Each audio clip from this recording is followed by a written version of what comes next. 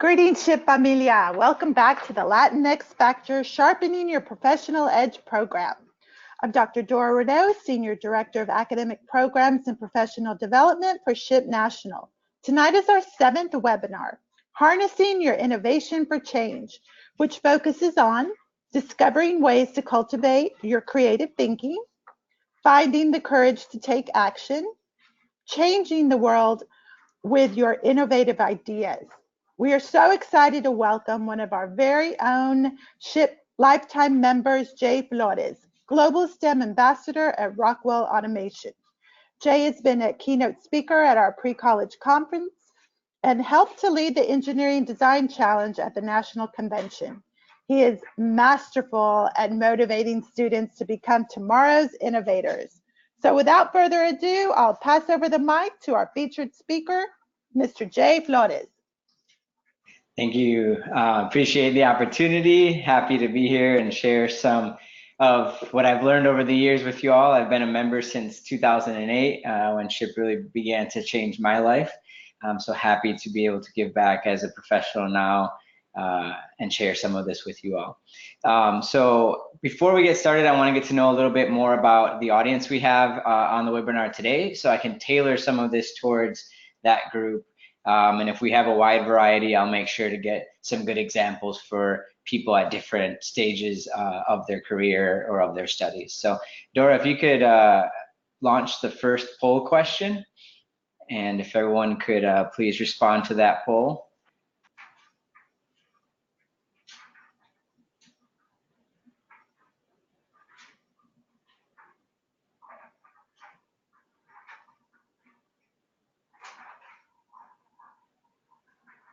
We have 25% that have participated, and it's still going. Sounds good. Just want to give us an idea of who's all on the call and how we can tailor the message. So if you guys could put in that poll kind of what stage of membership you're at, we can get the best information for you all. We're at 76%. Excellent.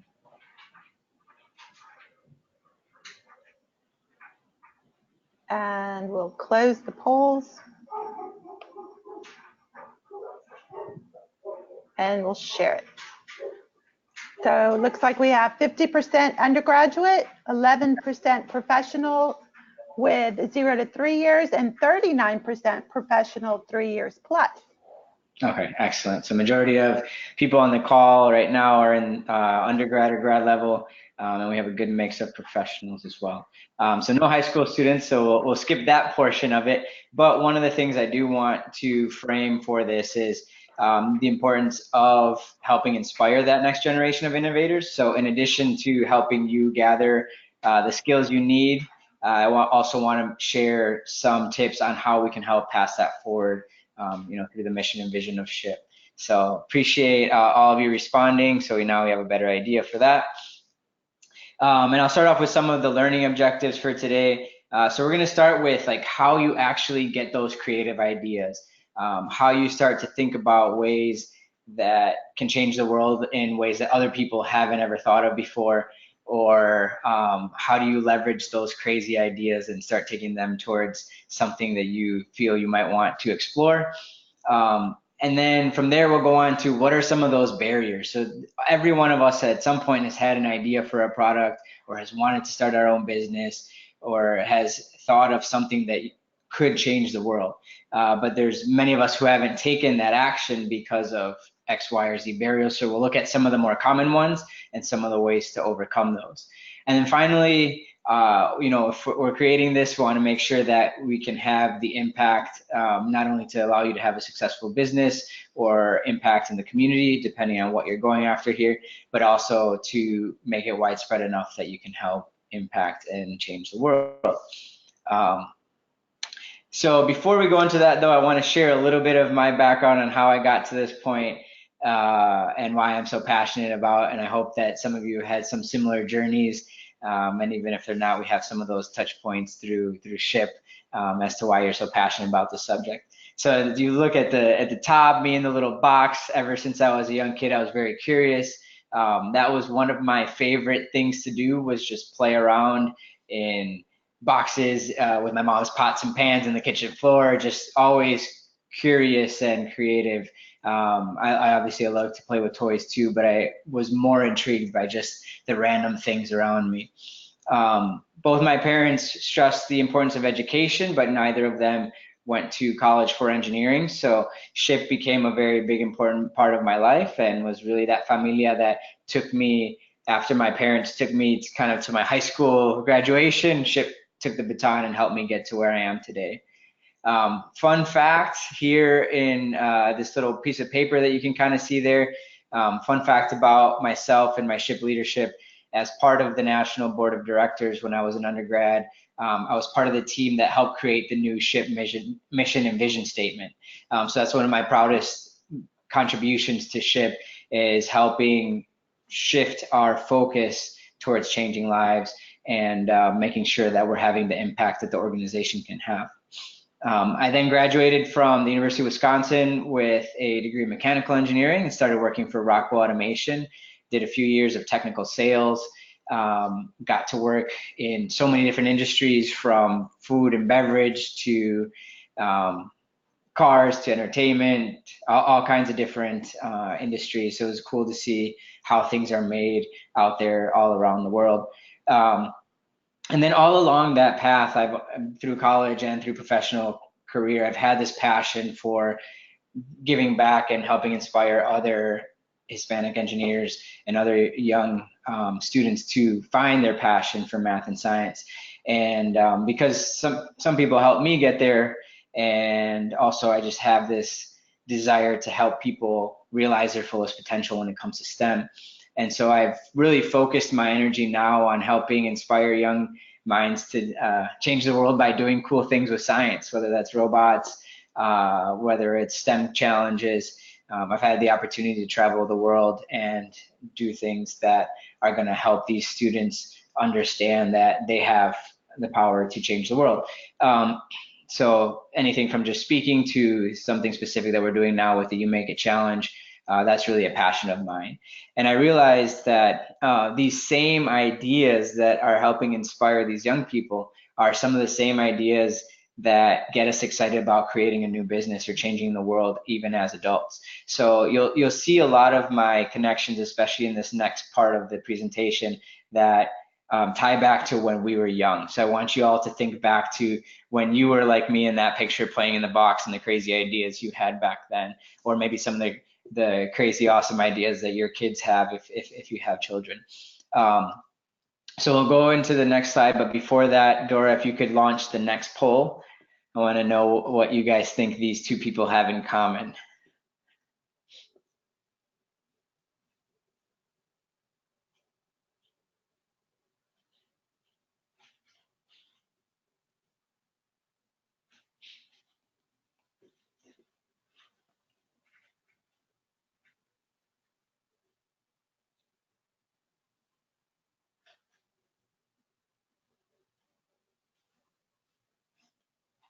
We're at 25%.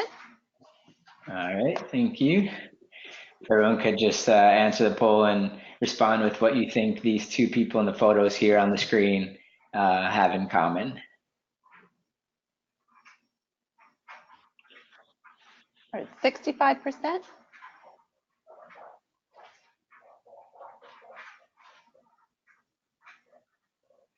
And as you guys keep responding to the poll, please let me know if you have any questions throughout. I know we don't have the ability to interact like as we would in a room, but please post your comments and questions throughout in the chat. And before we get onto each slide, we'll go over some of those questions. So let's try to make it as interactive as we can. Okay, we're going to close the polls at 80%. Perfect. What do we got? Let me share it. So we have 18% say they both have great hair. 3% say that they're both rich. 15% say they're both from Wisconsin, and 65% say that they are both engineers.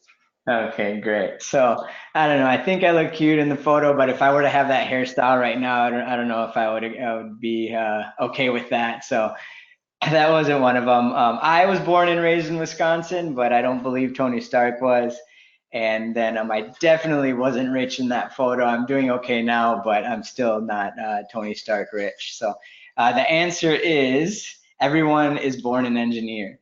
So I truly believe this. I feel that when you kind of come into this world, everything to you is an experiment. From the first time you open your eyes and you start trying to figure out what's going on in the world around you, everything is an experiment. The first time you go out and play in the rain and you jump up in a puddle, that's an experiment to you, right?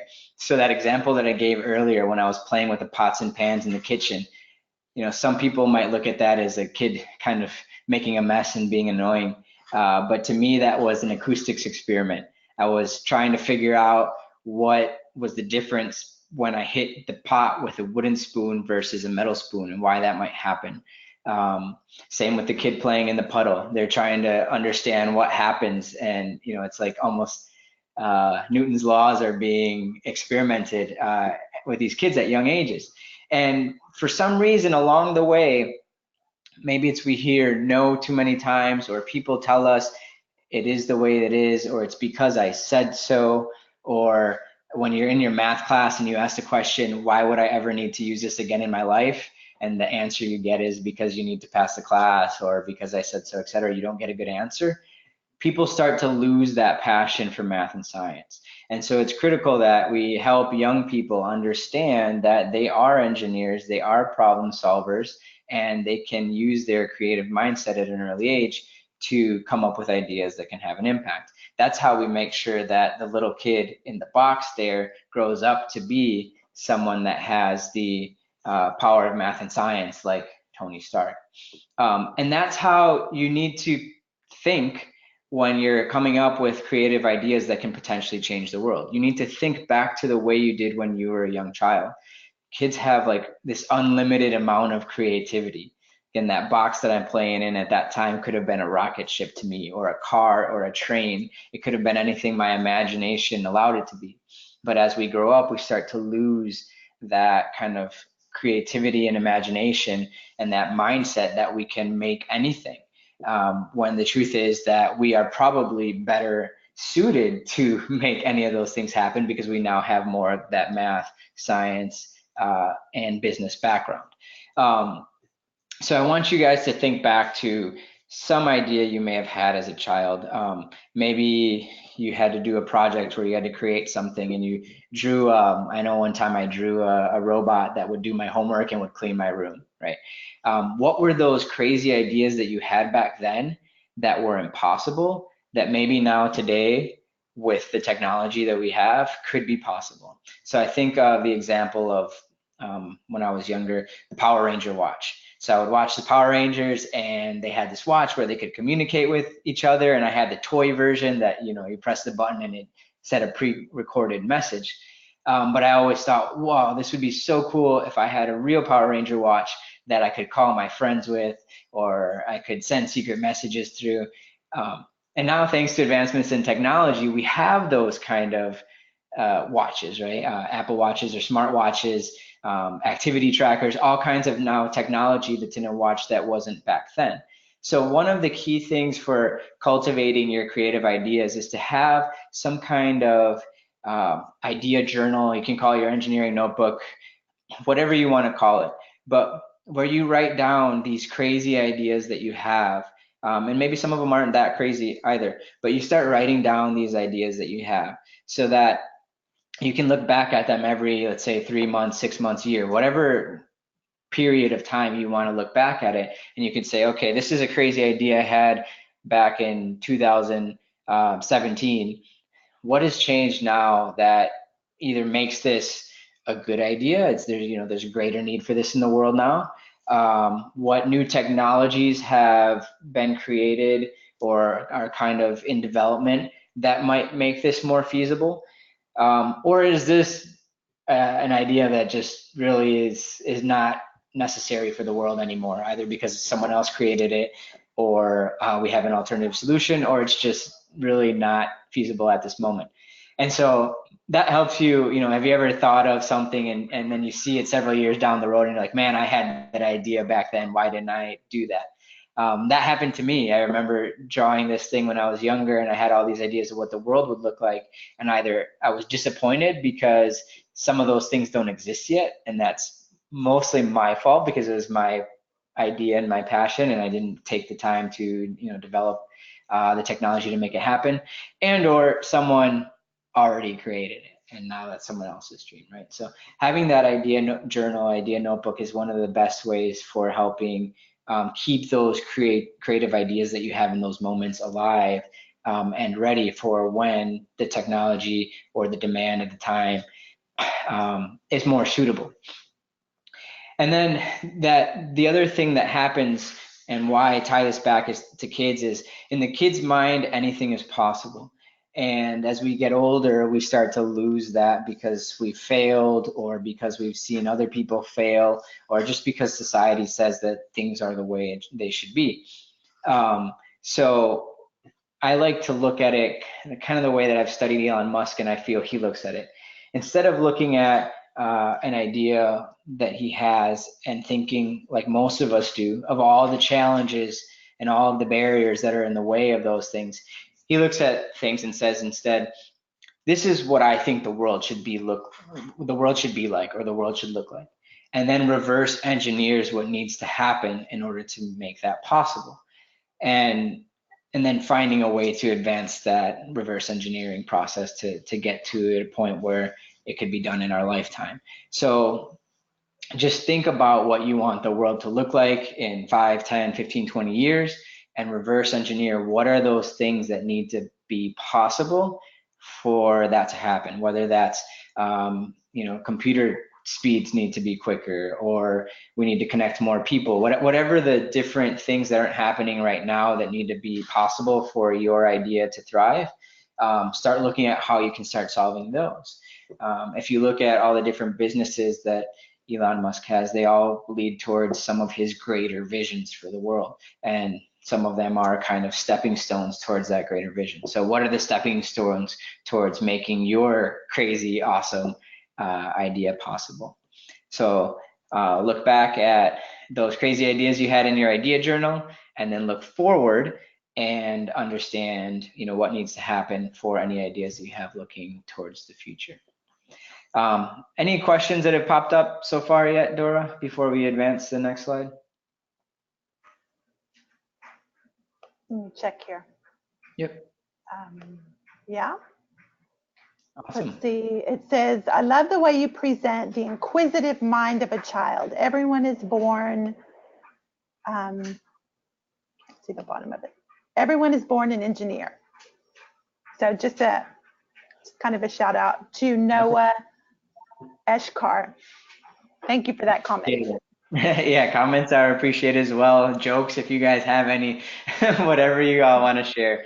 But I think that's so important. One, in the way that we help make sure that more people enter the fields of STEM, making sure that those kids have those creative, fun spaces to explore their ideas. Because I think the biggest mistake we make as either parents or current engineers or adults that are mentoring younger people is that when those young kids are asking the question why, we don't allow them to continue on that process. We get annoyed by the fact that they're asking why so much. And why is the most important question when it comes to that creative process down the road, right? Why are things certain ways? Why can't it be a different way? That's how we decide to innovate, because we ask that question why. And so if you are working with young people and they do keep asking the question, or if they're like, are we there yet? And you're getting sick of it, instead of just telling them to be quiet, make it a math problem. So tell them it takes 45 miles to grandma's house, and we're traveling at X speed. How long will it take for us to get to grandma's house? And so the next time they have the question, they're either going to answer it and they're going to figure out the math and they're going to be better off because of it, or they're going to stop asking the question because last time you gave them math homework. So we, just provide that opportunity for them, though. Allow them to explore, because some of the best ideas I've heard are from young people. I'll share one here. The reason why I have Iron Man on this screen is because I asked some kids what's a real life example for the Iron Man suit, and a 6-year-old boy said he wanted one for his grandma. And I was like kind of confused and was wondering if I should go warn Abuela that he wanted to strap her to a rocket. But instead, I decided to continue with his curiosity and his thought process. And I asked him why he wanted one for grandma. And he said, well, my grandma can't really move around that much anymore. So I want to get her an Iron Man suit so that she can play with me outside again. And so in 6-year-old mind or in crazy beginner innovator entrepreneur mind, he said, I want to strap my grandma to an Iron Man suit. But in the mind of a future engineer, what he was telling us is that I want to create an exoskeleton that's going to make the world a better place because it's going to provide mobility solutions to the disabled and elderly. So continue to go after those crazy ideas, continue to cultivate crazy ideas in young people and allow them to explore that. Because if they are allowed to explore and eventually gain the math and science skills that they need, or if you don't give up on your crazy idea and you continue to create things that look like Iron Man suits, eventually the world is going to be a better place because we'll have mobility solutions for the elderly and disabled, and we'll all be appreciative of that. So that's your crazy idea. So think about back that, how we can cultivate some of those and make sure that they continue on. And next we're gonna go into what are those barriers? So what are some of those things that might keep you or that young child from exploring the Iron Man suit for their abuela? Or what are some of the things that get in the way of your big business idea that could, you know, mean impacting the world? It could mean a better life for you and your family. It could be a lot of things that are good for the world. So I'm gonna share some of them here. And Dora, if you can launch the next poll, I want to know what some of, we're going to have 4 of them in the poll. I want to know which one of those have been the biggest barrier for some of you. And we'll focus in on those because we could go on for days on some of these barriers.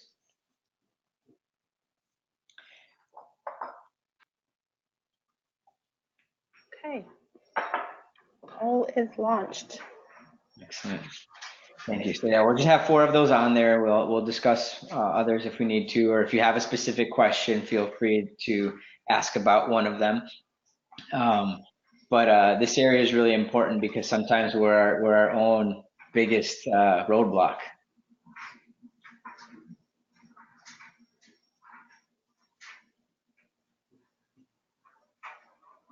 We're at 35%.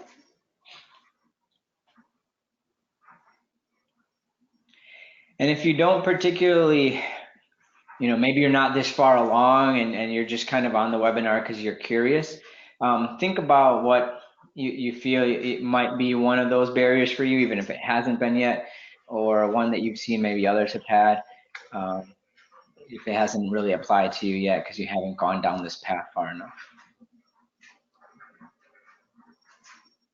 We're at 70%. Excellent. They're still coming in. All right, I'm gonna grab a piece of paper here so I remember. This one's a little harder to remember. Okay, we're at 80%, so I'm going to go ahead and close the polls. Perfect. I'm going to share it. So we have 19%, I'm too old or too young. Okay. Yep. 19%, it's not perfect yet. Okay. 27%, I don't have the connections or audience. Okay. And the highest one, 35%, I don't have the time. Okay, the time. All right, so let's start there. Let's start with the biggest one. Time management is one of the most challenging topics for anyone in the world. The way I look at it is everyone has the same exact 24 hours. Some people just choose to use them more wisely. And it's not that you're not doing good things, right? Some of you are busy because you're in school and you're trying to get your degree. Others are young in a company and you're trying to, grow within the organization. There's always things that are going to be there that are important, that are taking up a significant amount of time. But it's about how you prioritize those key factors, and how you prioritize those things outside of the must things you need to do to survive, like eat, sleep, etc. So what I challenge people to do is take a look at, like, really start analyzing your day. I'm on my phone all the time, for example. I leverage it for good purposes, but there's always times that you end up getting lost in that scroll, and you felt like you were productive because you did your social media posts that you were promoting your personal brand or your business with, or sharing your ideas. But then you forgot about the time that you spent scrolling through and wasting time, or when you're right before you're going to bed, if you're scrolling through for a while and you don't realize you just cut off 30 minutes of that precious sleep time, and then you're a little bit more tired the next day than you might want to be. So start analyzing really when you feel like there's times where you're spending too much time on certain actions, and start with something small. So let's say you you have a particular TV show you like to watch, or you do something, like maybe you start limiting one of those things. For each one of us, it's different, but there's always something that drains a little bit of time that's not productive towards our goal. Um, and for some of us, it's fine. I mean, that's what you enjoy, that's what makes you happy, then you don't have to worry about crunching that out. But if you're the person that's really trying to launch a business, that's trying to create a new idea, or trying to have a big impact on the community, you're gonna have to really prioritize those things that you care about most. For me, it's impacting the world through STEM, it's my fitness, and it's travel. Those are my top three things, and I do a lot of those more than a lot of people do. And that people ask me why. It's because I prioritize those things, and anything that doesn't contribute to those things is usually taken off the list. Doesn't mean you can't do them ever. It's just really focusing in on those things. Let's talk about connections and audience. So that's the second most for a lot of you guys, was the connections in the audience, or not having the network that you need in order to build that. So now this is the best time to be an entrepreneur or a business person when it comes to network and audience. If you learn how to leverage the power of social media. Right now, you can connect with anyone around the world via LinkedIn or Instagram or Twitter, depending on where your audience for your idea is. You can reach more people right now. Let's talk about it from a SHPE perspective, or impacting the community perspective. You can reach more people than Gandhi, Mother Teresa, and Martin Luther King combined, just with your cell phone. So you just have to get creative in how you start approaching and reaching out to these audiences. Making sure that you're starting to establish yourself as a visionary or a thought leader in that subject area, right? So whether that's posting LinkedIn articles or sharing content from the subject area that you're excited about, or that your product or idea is going to be in. Making sure that you're really engaging with that community, so you start to build those connections without having to be move across the country to start your business, or without having to always travel to conferences to meet people in person. It's obviously a benefit if you have the time and can afford it, but you don't need to as much anymore. There's a lot of conferences that I would like to go to that either don't schedule in with my my current schedule timing and or my budget. So what I do is I find out which hashtags are important for that conference, and I follow those on Twitter. And I get a lot of the valuable content from those conferences just by searching the key hashtags from those events. And I find out who the keynote speakers were, and who the best presenters were, and what they're looking for the next conference, so that if I have an opportunity next year to go, I'm better prepared. So definitely figure out how you can leverage social media to, one, grow your audience and start developing yourself as a thought leader, but also to learn and to gain some of that information from events that you might not have been able to attend in person. And then finally, on that front, you can learn from literally anyone, even dead people, because they're on YouTube now. So if you don't have the mentor, or you don't feel like you have the people that can help you get to where you need to go, just search for whoever those experts could be on YouTube and start watching their videos. The next one we'll look at, the last two were both 19%. So it's not perfect yet. So this is that paralysis by analysis thing. And the best example I can give you is a couple years ago on April Fool's Day, Amazon somehow put their website back to the look and feel of how it was when it first launched. And you would think, like, when I went back and I saw that, I was like, why would anyone ever buy anything from this website? Right? And now it's one of the most successful companies in the world. And so if they would have waited until everything was perfect and tried to fix it all, and they wouldn't have grown into the extremely successful company that they are today. So you need to make sure that you can prioritize some of those key things that are very critical for your success, but don't wait until it's perfect, because it's never gonna be perfect. You're always gonna be expanding and growing on that. Think of social media, for example, too. If we were to take a look at Facebook and what it looked like when it first launched, you probably wouldn't even be able to navigate it very well because you're so used to what it is now. So these products always continue to adapt and evolve, and yours will too. So just make sure you have enough of a strong enough product to have the demand, so that then you can take some of those earnings or some of that kind of brand equity that you get and help grow it to what you want it to be long term. Then finally, yep, go ahead. We have a couple of questions that are actually connected to some points that you just made. Okay, perfect. I don't know if this is a good time, but all right. So my biggest barrier personally is failure or the fear of failure. What would you recommend to overcome failure in creating a product or an idea? Yeah.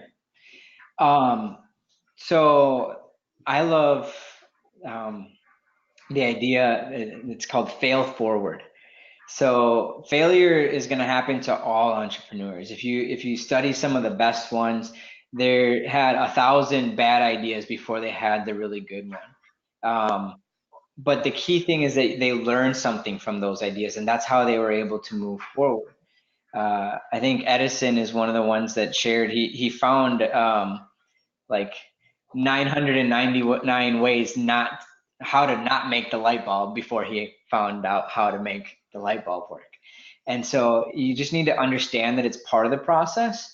Try to prepare yourself so that, let's say if you're taking on this business full time, that you have some wiggle room with your savings so that you have some extra time if your first idea doesn't go so well. Make sure that you have some of those things in terms of a comfort.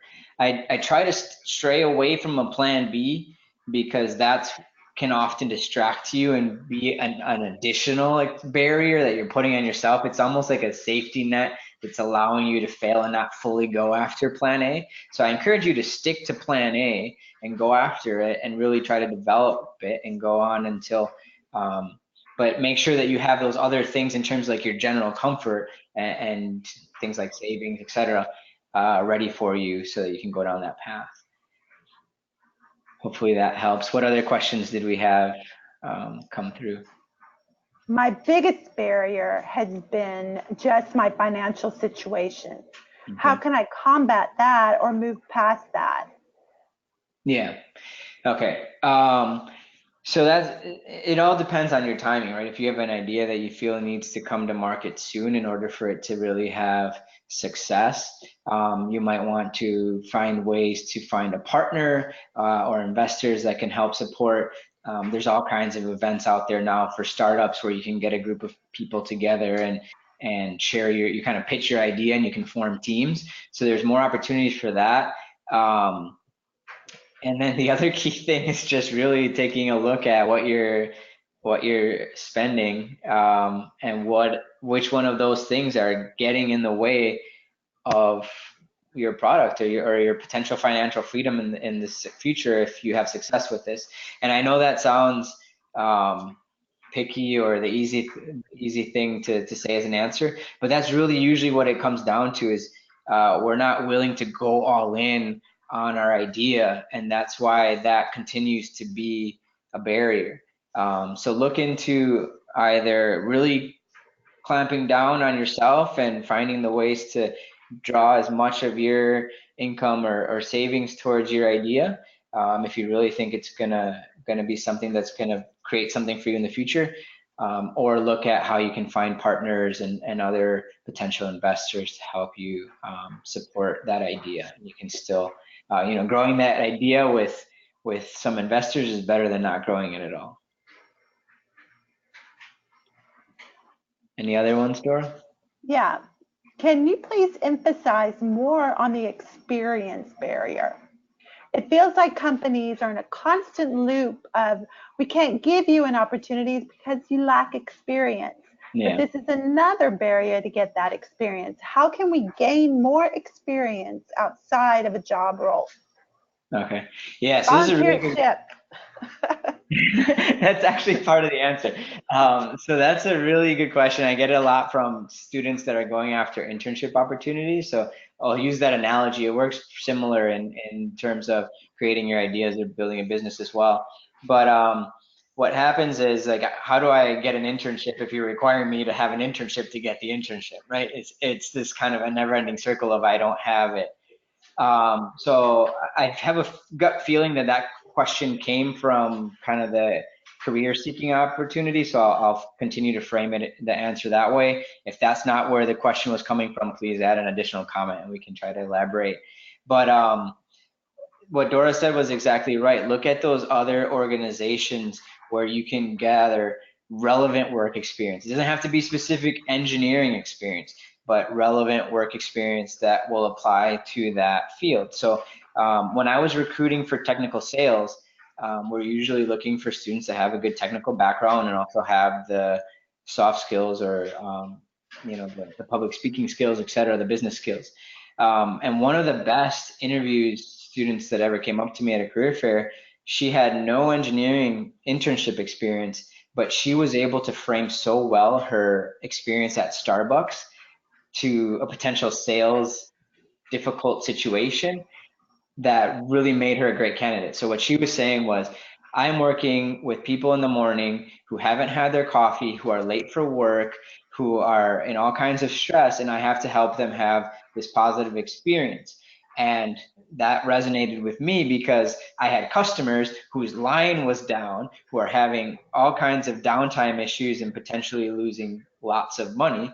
And we need to help them come to a solution. So you can find all kinds of experiences, whether that's through SHIP, as a student member, or even a professional within leadership roles, that can help you gain some of those key skills that are still going to be very relevant to an engineering company, even if it's not that strict hardcore engineering.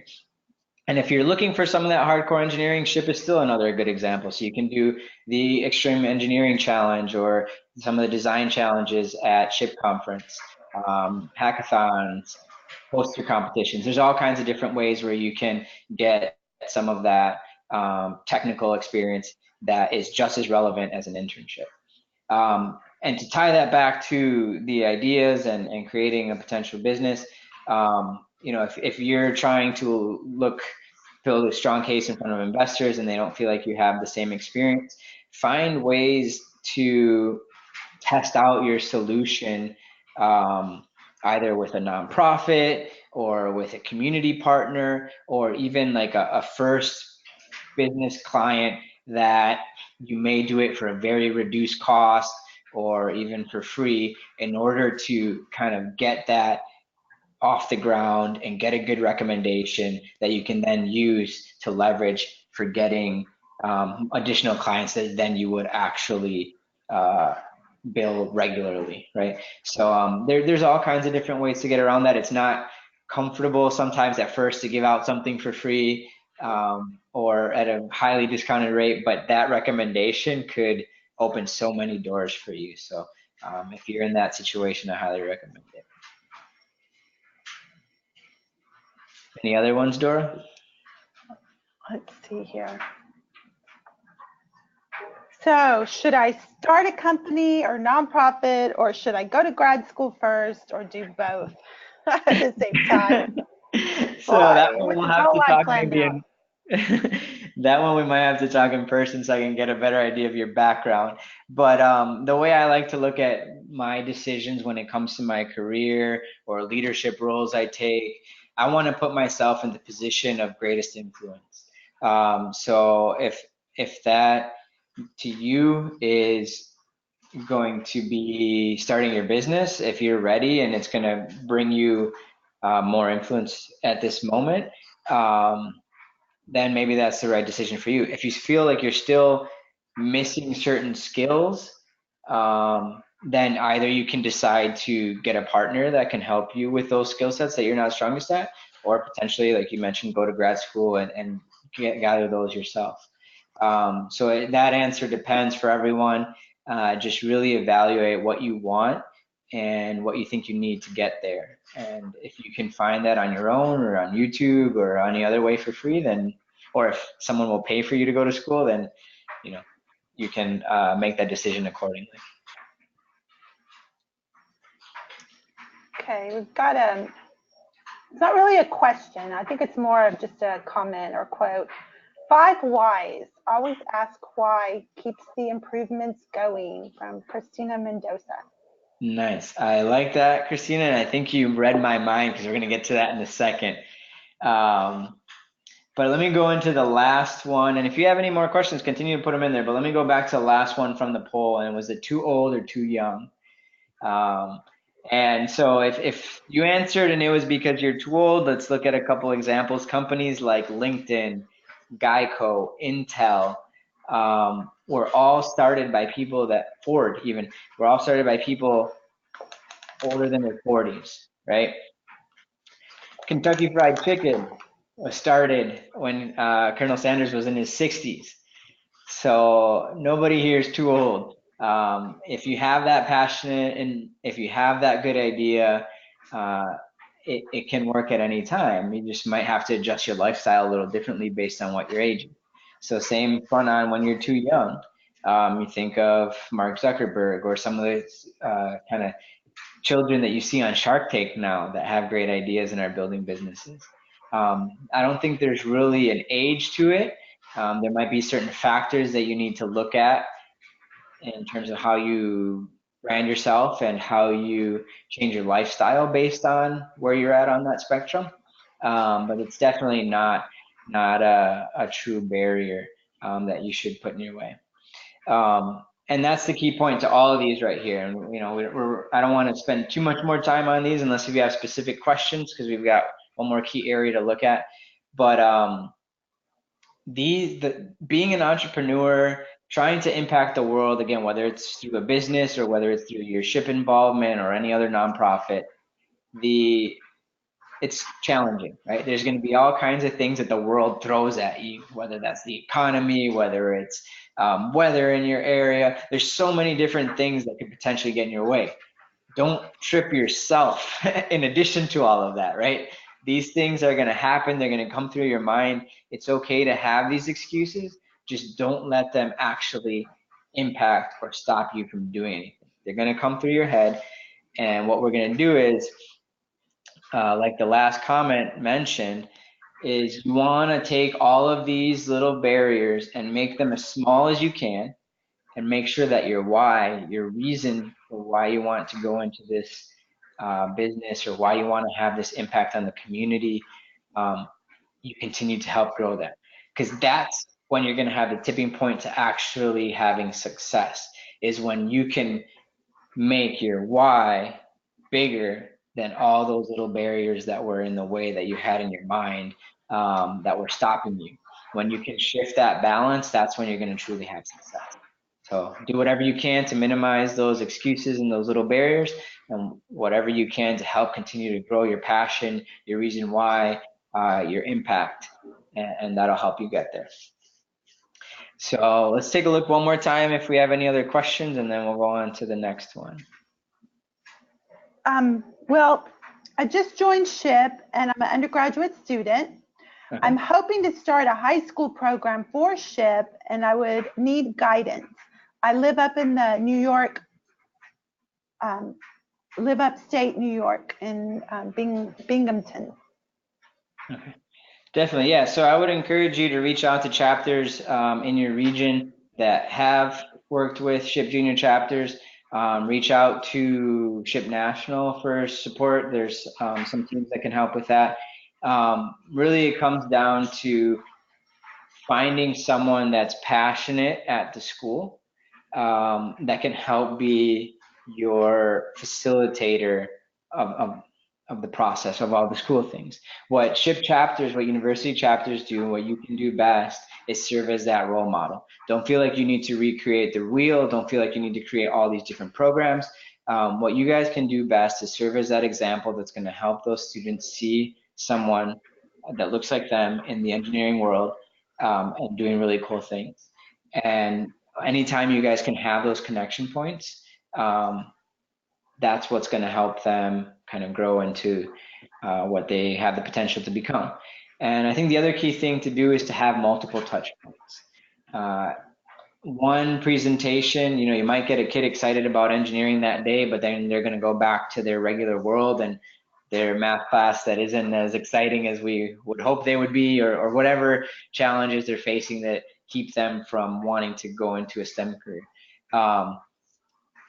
And so, but if you have those multiple touch points, maybe another one of your members really resonates with one of those students specifically, or the major that other student was studying will reach another student that wasn't as excited about the activity the first time. So really building those relationships so that they see multiple times a year someone that looks like them that's doing great things in engineering.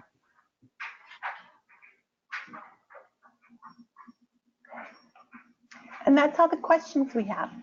Awesome. So we'll head to the next section. Looking good on time. So now you had this great idea, you listened to the 5-year-old version of yourself, you came up with this great idea for a product or an idea to impact your community, and you overcame your barriers, you had all these excuses or these fears, and you've gotten to a point where you care enough about this idea or your mission that you're going to get over those and ready to now get this out into the world. What's key here is attention. Attention is everything. You could have the most, world-changing idea, but if you can't communicate it, or if you can't get it out in front of enough or the right people, it's just going to stay as that kind of idea in your mind, or potentially be a failure when it could have been a great success. So this is where a couple key things come into place. Making sure that you have either within yourself or someone on your team. Again, you don't have to be the expert at everything, and I don't think any of us are or should be. So, but making sure that your team has the right components. Part of that could be someone on the area of with skills in public speaking or marketing and communication. So that person is going to help get the word out when it comes to talking to investors, or when it comes to sharing your brand promise with the community.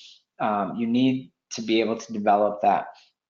You need that social media presence now. It's almost like, and we joke about it, but when people say, like, if I went to the gym and I didn't post it on Instagram, did it really happen? Like, that's what happens with good ideas. If it's not out there in front of people, if it's not being shared well in the world that we live in now via social media on our phones, it may not get the traction that you need in order to be successful nowadays. And those are things that investors may be looking at. So whether it's you learning to grow your personal brand or your brand for your business, making sure that you're understanding where your audience is on those things. So for example, when I do my work with STEM in the K-12 community, for me, Instagram is where I reach the most kids.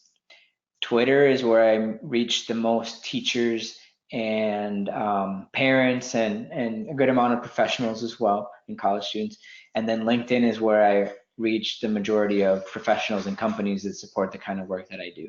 So I need to understand who's on those audiences and how I target my message to those audiences. And then same with when I'm presenting. So I asked the question at the beginning of this session about what age group everyone was in, so I could understand better where everyone's at. And I understand that some of you are professionals and may be looking to create your business, and some of you are in college students and may be looking at a business and or running their SHIP chapter. So understanding that is very important too. And then making sure that you know how to frame this in a way that's going to grab people's attention, is going to get them to either want to invest in your product or buy your product. And there's so many avenues to do it. Like I mentioned earlier, back 50, even let's say 10, 12 years ago, I saw a meme recently that said the last time LeBron James wasn't in the playoffs, Twitter wasn't even invented yet. So just to think of now how many more people you can reach with a platform like Twitter that didn't exist 10, 15 years ago. I forget exactly when Twitter was invented, but looking back at your idea book, now that Twitter exists, how many of my ideas can now benefit from that? Or maybe I have a business that exists already. Am I leveraging Twitter or Instagram in the way that I can best reach my audience and make sure that I'm getting in front of more people?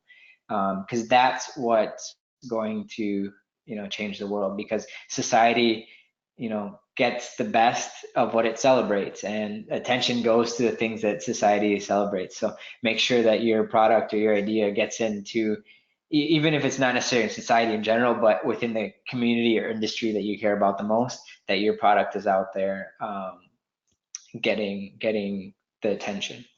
And I want to twist it a little bit to SHIP too, for all of you that might be leaders in your chapters. Right now, we are getting outworked as a community by distractions that are not allowing our youth to get to where they need to be, whether that's in a STEM career and any other successful area. Distractions, whether that be negative language in politics towards our community, distractions, whether that be self-inflicted things, whether it's just distractions that we have, things that we put our attention to instead of things that are more beneficial for our development. It's so much easier for a child now to find a negative influence online than it is for them to find a positive influence, and we can play a big role in helping that change. And then there's other distractions that are a little harder to control but are very prevalent, whether that's poverty, gangs, teen pregnancy, etc. All these things that are getting in the way. We're losing that battle for attention, and we need all of you to be out there, vocal, spreading the word, so that we can start to win and outwork all those other areas that are kind of getting in the way. So that's my little SHIP connection to it there. Any questions on this section, Dora? Yeah, we got it. We have a couple more coming in. Perfect. So you make great points, Jay.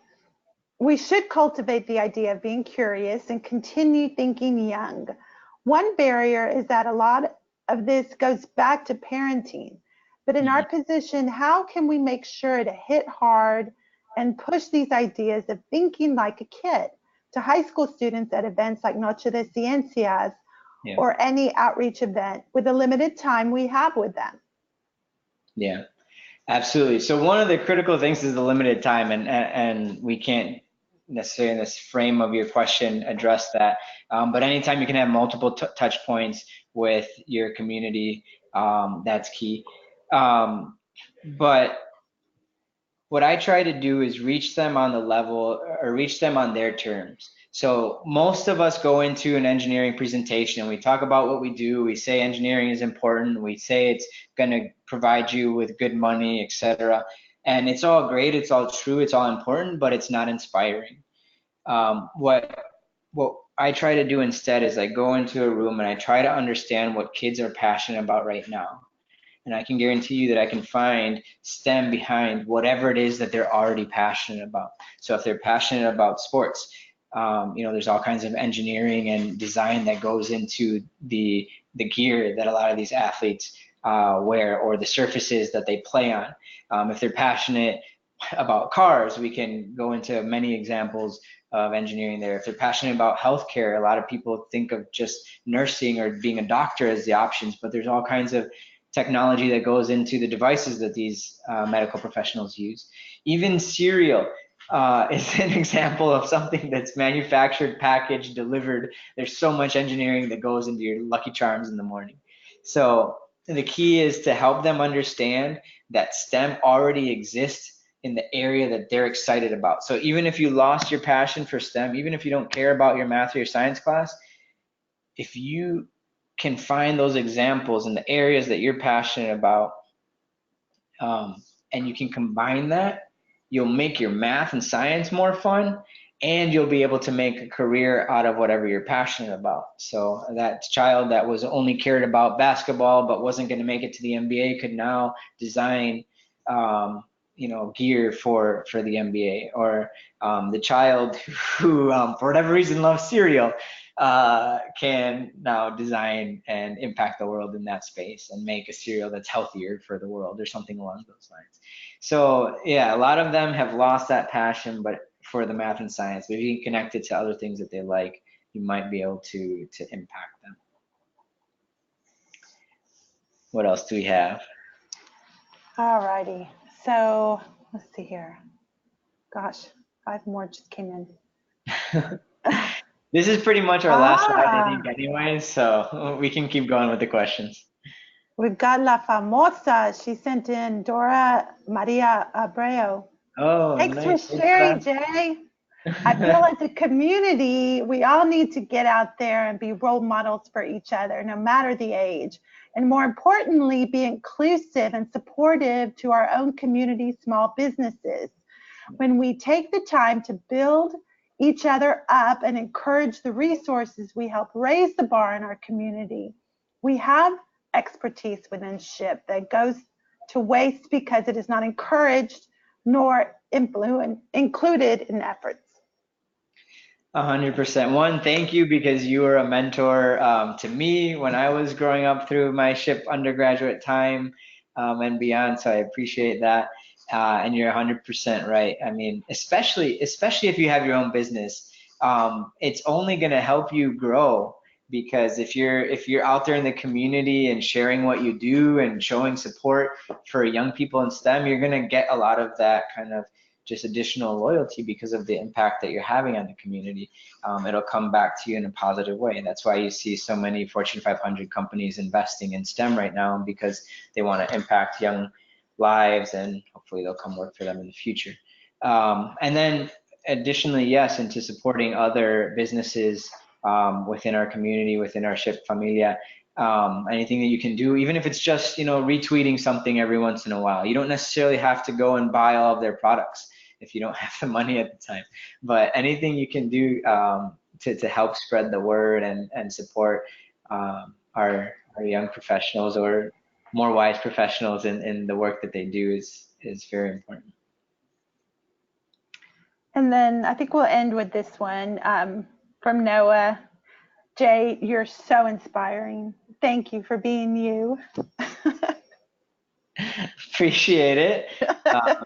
Just doing what I love, and a lot of people helped me. So, anytime I can help you all, please let me know. I've learned that through helping lift others as I've been trying to climb, that's what's helped me be most successful. Anytime that I had to, that I took on a bigger leadership role with SHPE, it helped me grow and led to my success, even though I was giving back. In order to give back, I needed to learn a lot of things, and I needed to develop myself as a leader and a professional. And whether that was as a student or even now as a professional lifetime member, there's always opportunities to grow and to inspire, and I promise you that it's going to pay back 10 times more. So I'll close last with just a resource right now for any of you that are trying to impact young people. That You Make It Challenge is something that we're running. If you search the hashtag on Instagram or Twitter or LinkedIn, Facebook, you'll find some more information, or head to the website. It ends soon, but they can send in an idea. For those of you, obviously most of the people on the call are too old for this challenge. If you want to look for things to help grow your experience and practice in terms of getting to where you want with your business, there's things called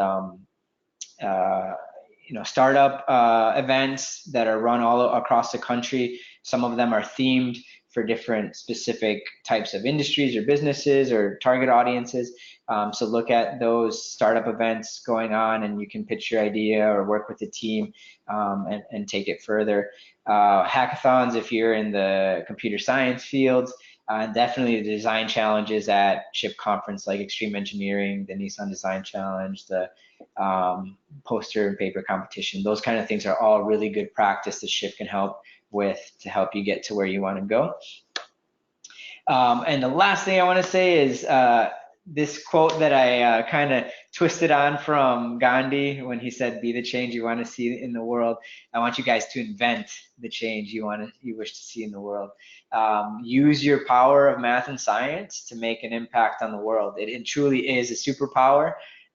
Looking back to Tony Stark example, he wasn't born with superpowers. He leveraged math and science to solve the problem that he had, which was crime and people trying to take over the world, right? So how are you going to leverage your power of math and science to make the world a better place? If you can help answer that question, you're going to enjoy your engineering career a lot more, and you might be someone that invents the change that makes the world a better place.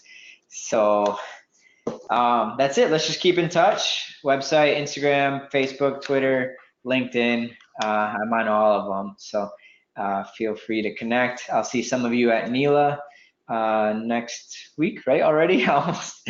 And hopefully I'll see others of you at RLDCs or National Convention other times in the future. Okay. Well, Jay, thank you so much. You know, my favorite tip was keeping that engineering journal or that idea book. I love that one. Well, there you go, SHPE Familia. Please join me in thanking Jay. Un mil gracias. Excellent tips for our members. So SHPE Familia, please remember to take our survey. You'll receive a thank you email with the survey link after the webinar.